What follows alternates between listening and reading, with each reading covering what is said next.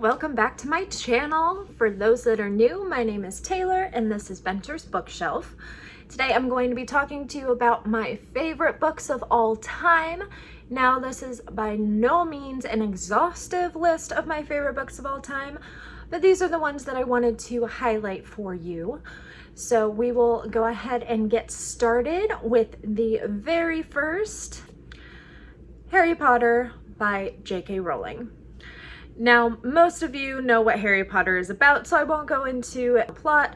However, when I was a kid, I did not like reading. When I picked up Harry Potter and the Sorcerer's Stone and read it, I fell in love with reading. So thank you to Harry Potter. Thank you to J.K. Rowling for writing Harry Potter. And of course, I have to say, I'm a Hufflepuff. Puff Pride. The next on my list is the Cocktail series by Alice Clayton. And I read this series when I was pregnant with my first daughter, so back in 2013, and I binged it. I could not put the books down. I kept grabbing the next one as soon as I finished the first one, and it was just so incredibly funny. Cocktail series by Alice Clayton is a hilarious and steamy rom-com, and it is a set of companion novels. Companion novels in this context basically just means that you can read them in any order. However, I do recommend reading the final book, Last Call, after you have read the others, but the other ones can pretty well be read in any order. The first book, Wallbanger, follows Caroline and Simon, who are neighbors in this apartment building, and they share a wall.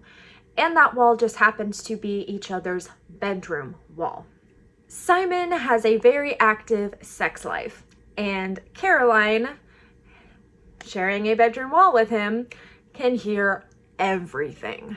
Now, Caroline also happens to be on a self-imposed dating sabbatical, so you can imagine the kind of problems that this may cause, the fantasies that may arise from hearing all of these shenanigans from the other apartment through the wall. The rest of the books in the series are Rusty Nailed, Screwdrivered, My Tied Up, and Last Call. Every single one of them is hilarious and raunchy and fun, and this is a series that I will recommend again and again until the end of time.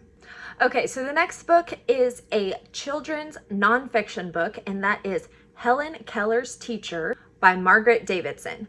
Now, this tells the story of Anne Sullivan Macy, who was the teacher to Helen Keller as she was a child through her teens and early adulthood. Anne Sullivan Macy also ended up being a lifelong friend to Helen Keller. If you're unfamiliar with Helen Keller, she was a blind, deaf, and non-speaking individual born in 1880 who grew up to be an author, disability advocate, political activist, and the first deaf and blind person to graduate with a bachelor's degree in the United States. And she earned that degree from Radcliffe College of Harvard University, and that's a very big accomplishment. The exceptional teaching and dedication of Anne Sullivan Macy, which is described in this book, and the relationship that she built with Helen was definitely a driving force behind all of Helen's accomplishments. I really enjoyed the story of all of the struggles that Helen went through and how Anne was right there every single time with a solution, and just the incredible journey of their student-teacher relationship into a lifelong friendship was just wonderful. And again, it is a children's nonfiction book, so it doesn't go super deep into the issues that she was dealing with and the feelings that she was dealing with, both as the teacher to a blind and deaf and non-speaking person, or the feelings that Helen was having growing up with those disabilities. However, the general story of Anne Sullivan Macy and Helen Keller was just really amazing and inspirational, and one that I will recommend for any child to read. The next book on my list is one that I just hold in my heart and will forever, It is the most memorable picture book from my childhood, if not my favorite picture book of all time, and that is Eleanor by Barbara Cooney. Now, this was published in 1999, and Barbara Cooney shares the amazing story of Eleanor Roosevelt as a child.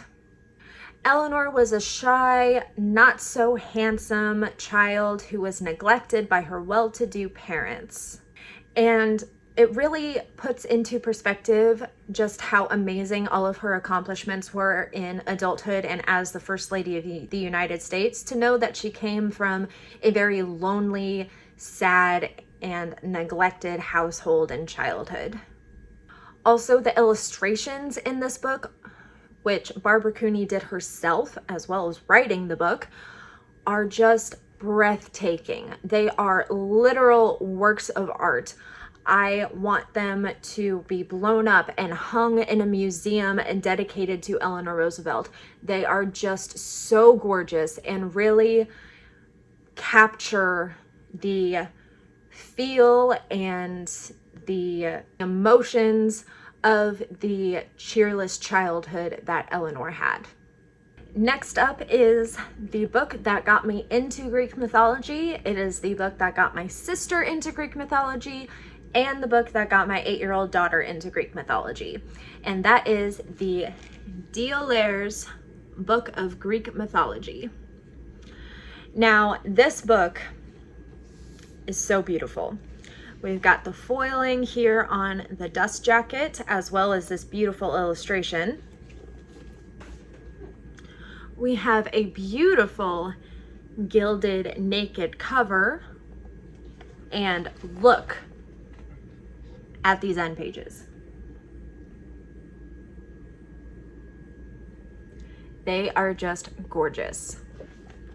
I also want to show you the caliber of illustrations in this book.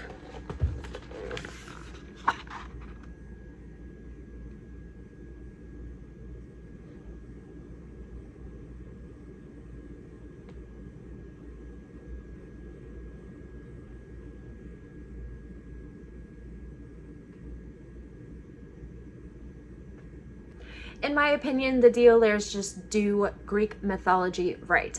Now, this book is marketed as a children's Greek mythology book. However, I think anyone, regardless of age, will enjoy the way the stories are told and the absolutely gorgeous illustrations that are just scattered throughout the book. There are so many beautiful illustrations, and I wish that I could blow them up and turn them into a wallpaper and put them up in my hopefully future home library, because they are just absolutely gorgeous, and I think they show the deities of Greek mythology in a very realistic light, as well as encompassing their godliness and goddessliness. Just absolutely 100% some of the best illustrations ever. The next series that I put on my list because it deserves a spotlight and is one that has stood the test of time, in my opinion, is the Nancy Drew series. Now, this is not the first book in the series. This is actually number 21 in the series, but unfortunately, I don't have the copies that I grew up with in my possession. So this is one that I had found at Half Price Books that I got for my daughter. So I pulled it off of her bookshelf to show you in the video today. Now, Nancy Drew, classic mysteries. And they're all so wholesome. These books started being published in the 1930s, and they're just so cozy. And I wouldn't necessarily categorize them in the subgenre of cozy mystery because they don't have the, I guess, modern cozy element that I would associate with the subgenre of cozy mystery. But these are just so wholesome and so cozy, and you just want to cuddle up and drink tea and read these amazing books. Now, this series is written by Helen Keller, and Helen Keller is a pseudonym, and it covers a range of ghostwriters. This book, as well as the other first 56 books in the series, are what I would consider the original books.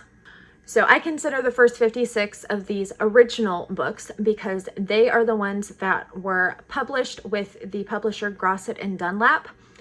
After the 56th book, the writers moved to a different publishing company and the covers of them changed and modernized more.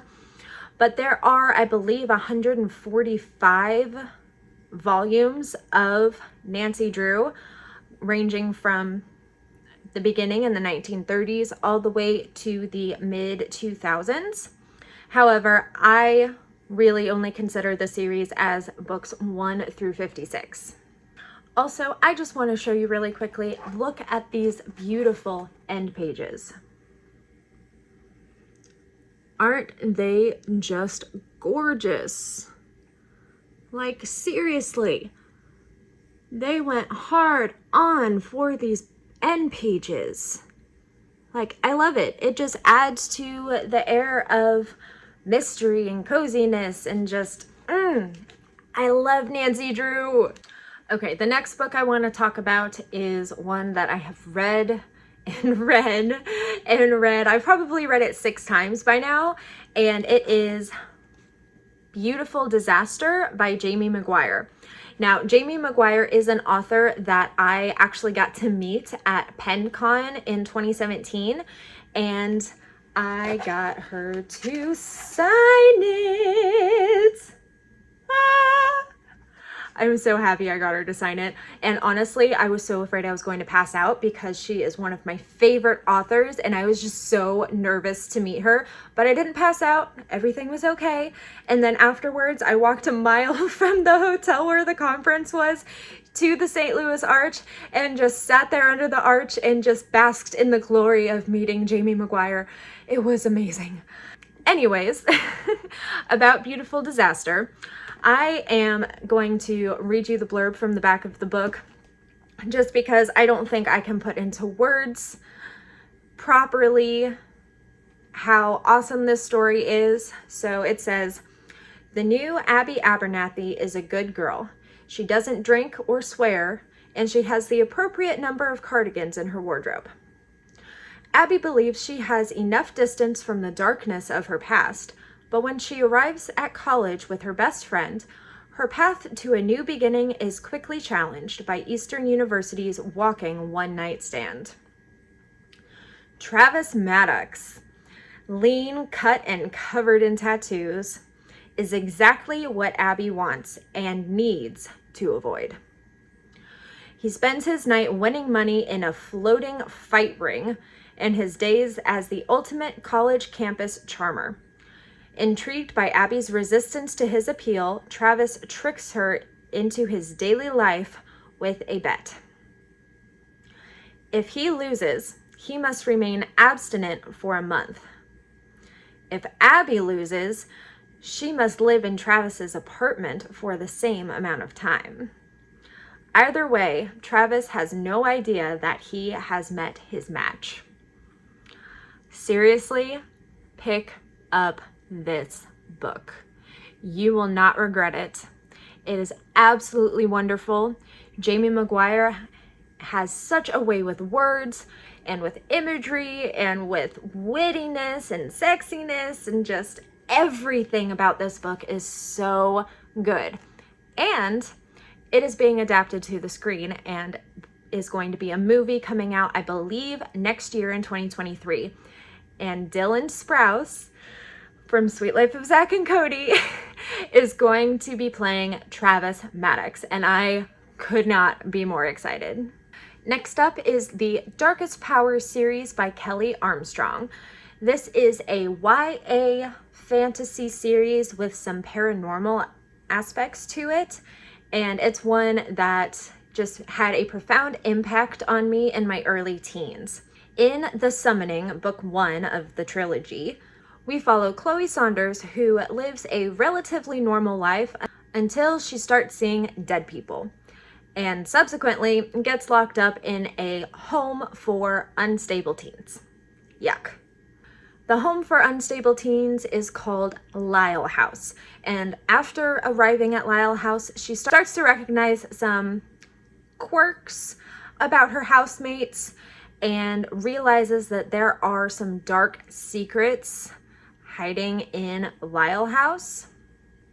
So it's definitely a journey of finding out those dark secrets, and one of the lines in the synopsis is that she needs to find the skeletons before they find her.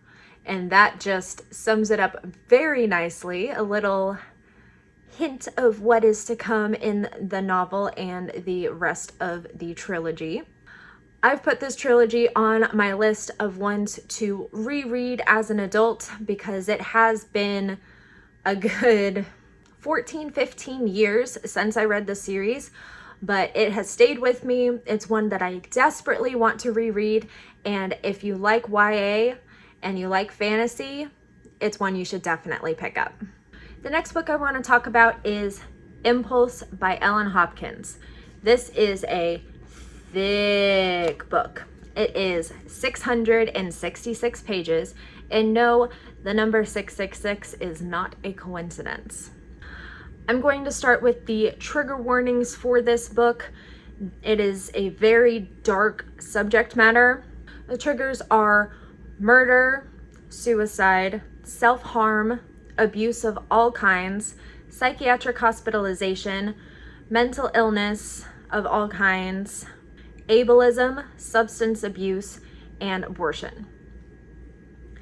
If you are wanting to skip this book and skip my blurb about it due to any of those trigger warnings, here is the timestamp for you to skip this book completely and go ahead and skip on to the next book. I don't blame you at all. Do you?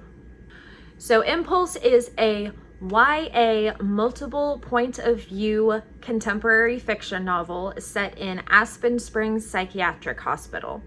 And we follow the post-attempt journeys of Vanessa, Tony, and Connor as they try to regain control of their demons and have that second chance at life. This novel is written in a very poetic and haunting way, and it really dives deep into the struggles of mental illness. It's not a book for everyone. I absolutely understand that. As someone who has struggled with bipolar disorder and self-harm in the past, I, as a teenager, really connected with this book, and it is one that has just stayed with me and probably will for a long time, just because it was there when I needed it the most. Now, please, if you or anyone you know is struggling with mental illness, is having thoughts of self-harm, please, please, please get a hold of the Suicide Prevention Lifeline right here. Call or text 988 and you will be directed to someone who can help. There are options. Please, please contact the Suicide Prevention Lifeline if you need help. Okay, switching to something happier. The next book on my list is Once Upon a Marigold by Jean Ferris. And oh my gosh, if you love middle grade, you need to pick up this book because it is so awesome. Oh my gosh, it is so awesome. So we follow Christian, who is absolutely head over heels in love with Princess Marigold. But he's a commoner and he lives in a cave with a troll. So he's not really love potential for a princess. To make matters worse, he also learns of a plot by Queen Olympia to take over the entire kingdom and kick Marigold out. So Christian has to try and come up with a way to foil her scheme and hopefully get Princess Marigold in the end. The tagline for this book says it best, just absolutely best, and that is part comedy, part romance, part everything but the kitchen sink.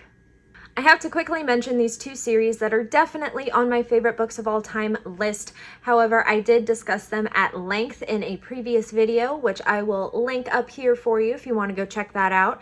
And that is the Secret Book and Scone Society series by Ellery Adams and the Great Witches Baking Show series by Nancy Warren. They are both amazing. They both hold a large place in my reader's heart. And if you want to know more about those series, check out my other video because I do dive more in depth in those series, but they are absolutely ones that I think everybody should read. All right, finally, the last one on my list, but definitely not least, is the Immortal Descendants series by April White. Oh my gosh, guys, I am totally obsessed with this series. It is a YA fantasy series, but it also has elements of historical fiction and paranormal and sci-fi and romance. It is just, it's just all amazing. So this series has 5 books total, and I don't want to go into a whole lot of detail with it because it is a series that you really should go in as blind as possible. But I will give you a few tidbits, some highlights to get you interested in it. So there are immortal beings. There are the descendants of immortal beings. There's time travel. There is aristocracy. There's a vampire. There are historical figures from our world. And there's romance. And a pretty good romance at that. I'm telling you, you need this series in your life. So this video is almost done. As soon as this video is over, I want you to get in your car, get on your bike, whatever your means of travel is, go to your nearest bookstore or library and check out the first book, Marking Time by April White. All right, guys, that is all for today's video. Thank you so much for sticking around and listening to me rave about some of my favorite books of all time.